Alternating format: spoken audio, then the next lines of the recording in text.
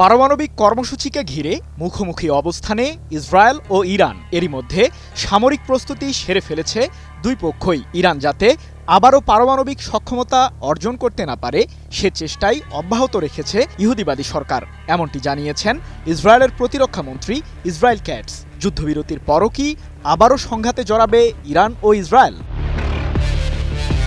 ইরানের ৩টি পারমাণবিক কেন্দ্রে বোমা হামলার পরই মার্কিন প্রেসিডেন্ট ডোনাল্ড ট্রাম্প দাবি করেন পুরোপুরি ধ্বংস হয়েছে ইরানের পারমাণবিক কার্যক্রম। তবে জাতিসংঘের পরমাণু সংস্থা IAEA বলছে ইরানের পারমাণবিক কর্মসূচি পুনরায় চালু করতে মাত্র কয়েক মাস সময় লাগবে।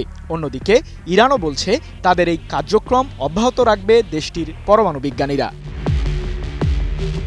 এমন পরিস্থিতির মধ্যে শান্ত থাকতে পারল না ইসরায়েলও। ইরান যাতে আবারও পারমাণবিক সক্ষমতা অর্জন করতে না পারে সেজন্য সামরিক পরিকল্পনা তৈরি করেছে ইহুদিবাদীরা, এমনটি জানিয়ে ইসরায়েলের প্রতিরক্ষা মন্ত্রী ইসরায়েল ক্যাটস বলেন, ইরানকে তার সক্ষমতা পুনরায় অর্জন থেকে বিরত রাখতে আমাদের গোয়েন্দা এবং সামরিক পরিকল্পনা প্রস্তুত থাকতে হবে। ইরানের বিরুদ্ধে 12 দিনের যুদ্ধে উল্লেখযোগ্য সাফল্য পেয়েছে IDF। 4 জুলাই এক প্রতিবেদনে বিষয়টি নিশ্চিত করেছে লন্ডন ভিত্তিক সংবাদ মাধ্যম ইরান ইন্টারন্যাশনাল।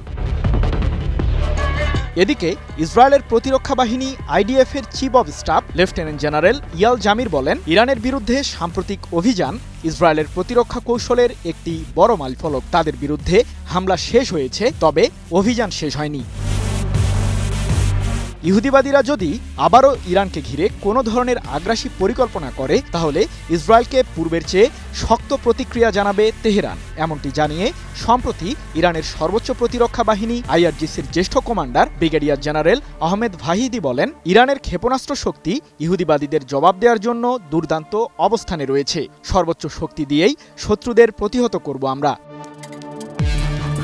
তবে যুদ্ধবিরতি কার্যকরের পরও দেশ দুটি পুনরায় সংঘাতে জড়াবে কিনা এমন প্রশ্নের জবাবে বিশ্লেষকরা বলছেন, ইসরায়েলের দিক থেকে আঘাত না আসা পর্যন্ত ইরান স্বপ্রণোদিত হয়ে সংঘাতে জড়াবে না।